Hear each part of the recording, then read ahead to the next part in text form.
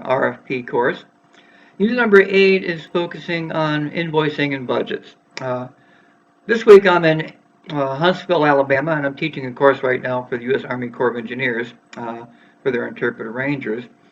And coincidentally, today's unit is focusing on contracting, budgets, how long things take, and how to write an RFP to make sure you get what you want. So with Unit 8, the focus is on how you want people to invoice you, what percentage of the project should they invoice, uh, what the turnaround time might be. So, for example, if you're a government agency, you may have a set process where people get 25% at the beginning of the project, they get another 25% when they send in some deliverable, another 25% when they send in, the final draft, and the final 25% when they send in the final production-ready document. Uh, if the project's small, sometimes you get 50% up front and 50% when it's done. Um, One of the things that we found is that I'm working on a proposal right now for a museum where they want some quite a bit of evaluation work done, and they have like 8 or 9 different tasks that they want done, and we had to put a budget for each task. So, but they didn't tell you, what the budget was going to be, and they didn't say how much you could invoice when or anything.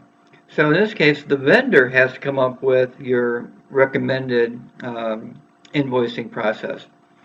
So, for some of the tasks that were pretty small, I put in 50% at the beginning because I have to develop questionnaires, go down there and do the surveys, and then the other 50% would be when all the survey results are in.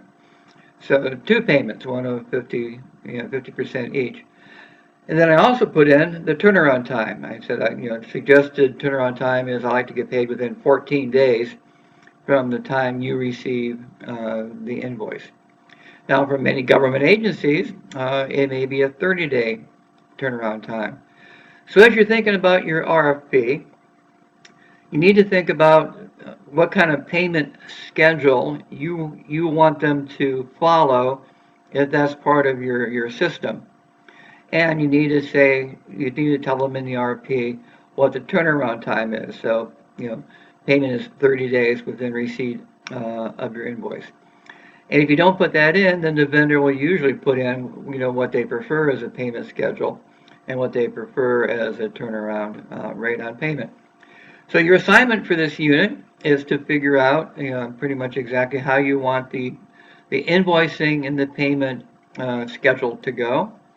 And you also need to be able to tell them if invoices have to be formatted in a particular way, like will each item number have to be on the invoice, and you need to tell them where to send the invoices to, so that it goes to the right place.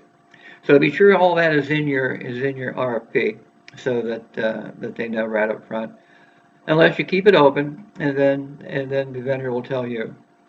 Well, I got to get going. I have the class to teach and help all these Corps Engineer Rangers figure out what things cost and how long things take and how they might need to do their invoicing and scheduling for payments on the RFPs that we're helping them look at this afternoon.